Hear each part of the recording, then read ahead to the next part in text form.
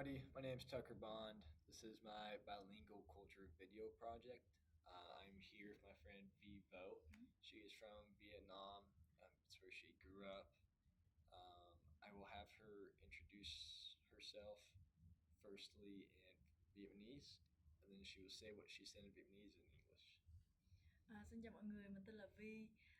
Mình đến Mỹ khoảng chừng 3 năm trước để mình học đại học.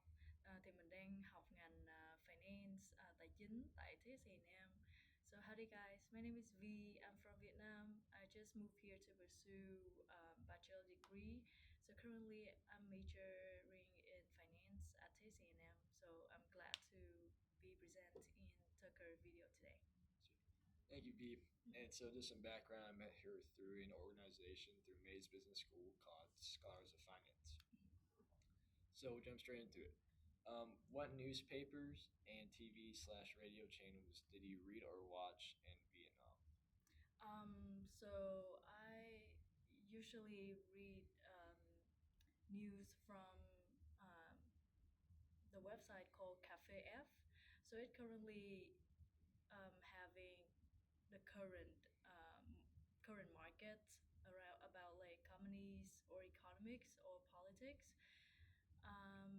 But I use it recently because I use for my investment decisions, and if I would know about international political issue or current political issue, I will watch VTV news because it's more like official news and widely used by almost people in Vietnam. Sweet. Why did you choose those news outlets and not others? Okay, so I choose cafe because I trade um, Vietnam market. So I use it to make decisions about what company I should invest or should I take my money out if the governments or the politic like the issue economic issue is so stressed out there. And I use VTV news because I want to keep up with the trends in Vietnam. Like, what are they up to? Like, currently we have the metro um, opened in the middle of the city, so it's very easy for everyone to commute and save money for everyone and also save the environment. Sweet. Okay. Mhm. What is currently the most important news stories in Vietnam? Oh, yeah, actually, I just mentioned it. It's about the metro. So, uh, in Vietnam, the transportation people use the most is a motorbike, and it's caused a lot of pollution because like each person will have one motorbike, at least one motorbike, and now people use a lot of cars also, and the population is increased rapidly, and it's caused a lot of population. So the metro just opened currently is really help for the environment because we have like 1,000 people go in one metro and truck and commute. It's safe. It's reduce pollutions a lot. Sweet. Yeah, Mhm. that's cool. Yeah. What do/did you like about the mass media in Vietnam? So the mass media in Vietnam is growing rapidly. Actually, currently in the university, like marketing major, communication major, it's the most popular right now, and everyone wants to pursue mass media because um, it's required like creative and yeah, I think like mass media in Vietnam is quite kind of popular. Hmm. What did you dislike about the mass media in Vietnam? So the thing I dislike is maybe because it's grows so fast and people try to um, I think like try to be famous. Like they try to catch people attention because there are so many people try to report about one news, and the way how how they can catch audience is that they will find bad ways like drama to catch people attention about their news. So that's why I really dislike like I think like people should pursue the news that more reliable and not like distort the news to catch attention I of got you. people. So you're saying is it a lot like influencers, or is it Mhm. just like a lot of like young media companies trying to become big? I think like both, Both, yeah. like young company also like lead their KOL or influencer to go to like bad um, media way. Go which ways? I got Yeah. you. Okay. What is the biggest misconception people have in the United States Mhm. about Vietnam? I think the biggest misconception is people still think Vietnam is too poor and underdeveloped because like not many people have a chance to go to South Asian area, and specifically for Vietnam now they develop a lot, especially in Ho Chi Minh City. It is the business central over there.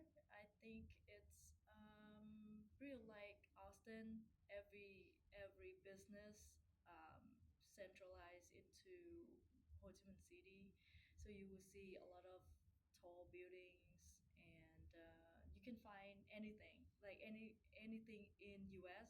in Vietnam we will have it Cool. like candies, vitamins. In the past, we will have to it's really hard to import to Vietnam, but like now it's really easy. Everyone have it there. A lot of developed infrastructure like metro. Mm, How tall are the buildings? Like comparable to New York? it's the 81 floors. Wow. Mm-hmm. Jeez. Okay. Yeah. Yeah, no, that definitely clears up a misconception for me. Mm-hmm. Um, Going into some deeper questions, how does the Mm-hmm. news coverage of Vietnam differ between Vietnamese outlets and international U.S. outlets? In other words, are news media outlets in Vietnam censored by the government, or are they safe?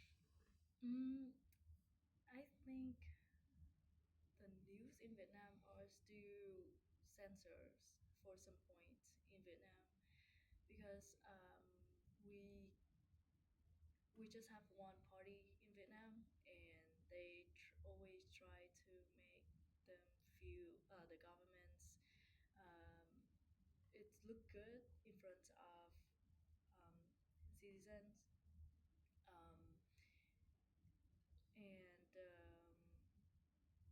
it was like we cannot mm,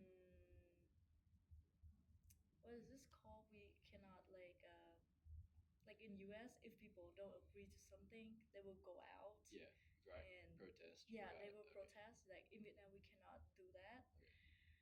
Okay. So a lot of news they are censored, like bad, um, like bad about governments. What's the Yeah. one party called? Hmm? What's that one party called? Do you know? Ah, I can look it up real quick, but I don't know how to convert it in English. Okay, okay, Yeah. that's totally fine. Don't worry about it. Yeah. Okay. How has social media like Facebook, Zalo, or YouTube changed the way people in Vietnam consume news, especially compared to traditional state-run media? I would assume like the TV. Mhm. And do people trust media more or less than official sites? So now I think like Facebook is the most growth in Vietnam and TikTok and like Facebook and TikTok they only able to upload the video around like 30 seconds to 1 minute. So the news they have to cut down a lot of information to catch people attention in that short amount of time. So that maybe have the drawback side is that they may cut too many information that may distort Yeah. the news. So that is the bad side. But in the good side is that they can quickly approach to people about that news immediately. With only 30 seconds, they can deliver a message to someone. So I think like mass media like Facebook, TikTok, it's grow more than traditional um, media. Yeah, and I assume that those media, those people Mhm. on those platforms can't really. They're pretty much saying what the huge news outlets are saying because they can't Mhm. speak out or like against what everyone else is saying. Like they Mhm. can't speak badly against the government. Mhm. Okay. How does the legacy of the Vietnam War still show up in everyday media and public conversation in Vietnam today? And do you feel the war is remembered or framed differently there than it is in the United States? So. Just some background, like in the Mhm. United States, the Vietnam War was kind of there's lots of mixed emotions. Some people Mhm. think it was necessary, others think that it was a war we lost, Mhm. and that it was a unnecessary war. Mhm. Mm. So for for the first questions, how Vietnam War still show up in everyday media, I would say it's not like show up in everyday media, but it's kind of show up in like a game show today. Like in Vietnam, game show is really popular recently, Oh yeah, and they just show Vietnam War as the like remember how we gone through the harsh past and we have to stay resilient until now. So for the that those game show, they will went to those places that happened in the war, and they learn about the history, what happened over there, and what have the Vietnamese people been through. So it's just like a lesson that we learn. okay. There's no like, there's nothing like we hate Yeah, there's no like, at enemy I got something. you. Yeah. And for the second questions, I feel like it's not framed differently. It just yeah, I Well, think like the war is people in Vietnam, they believe that the war is necessary to able to unite Vietnam. Like in the past, it's North and South side, but now it's just Vietnam. It's not like two separate party okay, anymore. So some people believe that it's still a necessary war. okay, that's Mm-hmm. cool. And going into some more light-hearted questions. Mm-hmm. What foods did you eat most often, and what traditions did you grow up with? I think the most I eat it's the Vietnamese bread. It's called banh mi. Yeah, you can find like one banh mi food truck at the Texas Avenue. Oh yeah, Yeah, it's because it's easy. It's a dry food, so you can buy it and you can like on the car or on your motorbike and eat it on the way you go to school, on the way you go to work, or you can have like a quick meal for 15 minutes break. So everyone really like banh mi because it's similar like GFUA here. It's really to buy and eat anytime. Uh, yeah, so that's banh mi is the food that I grow with. and Mm. what traditions did you grow up with? Um, I think the tradition I grew up with is I have to. It's not like I have to, but like my family have tradition that we eat dinner together. Okay, Yeah, that's cool. like uh, no matter what, how like we busy are, but we still have to take time to eat dinner together. So that's why like because at dinner you can take time, eat your meal, Relax. relax, and share story. I feel like it's a tradition that's kind of lost in America today. Mm, Family isn't really like the center of attention anymore, mm, especially with how like people's jobs have changed. A lot of dads and moms are having to work late nights or like mm-hmm. night shifts. Yeah, true. So, Um, mhm. and kind of the last question: how important are friends and family, and what do families do for fun, or people do for fun in Mm-hmm. Vietnam? So friends and family in Vietnam is really important. It's kind of like Thanksgiving here when people family will engage together. Over there, we will have a lot of events that family can gather together, like Tet, like New Year holiday. even we have tradition that we will gather family together, um, to remember the person who has passed Oh yeah. for 1 year, 2 year, or like just exactly the day that the person passed, we will gather family together and have lunch or dinner together and remember that person. Cool. So like until like a very grand uncle, grand like parents, we will still um, remember that day and hang out. So That's neat. yeah, And what do y'all do for fun? for Usually, fun, um, I think. like I know here it'd be like watching football, Mm-hmm. soccer, going out, throwing the football, maybe playing games online, Mm. hanging out with friends, going on a hike. Okay, so I think like in Vietnam, parents really scared of the little child may get hurt. Yeah, Yeah, so and I feel like in Vietnam there's no like strong sport like football here. Maybe over there we watch soccer, but only the men were yeah, really into soccer. It's not like the whole family. I think it's just about the dinner. It's the time that we really have fun okay, and hang out. Hmm. conversate. Okay. Yeah. Um, well, thank you, V. What?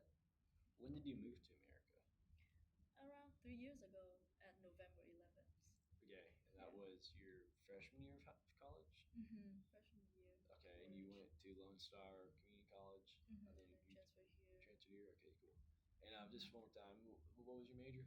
Finance. Finance. Okay, cool. Yeah. Okay, well, thank you, V. Hmm. I really appreciate it. Yeah, no, you're welcome. Like it's my pleasure to like discuss all about my culture Yeah, no, it's to very you. interesting. Yeah, Yeah. especially as an American, like, I'm not really exposed to Hmm. other cultures unless I actively go out and search for it. So, Hmm. it was really cool hearing a part of your story.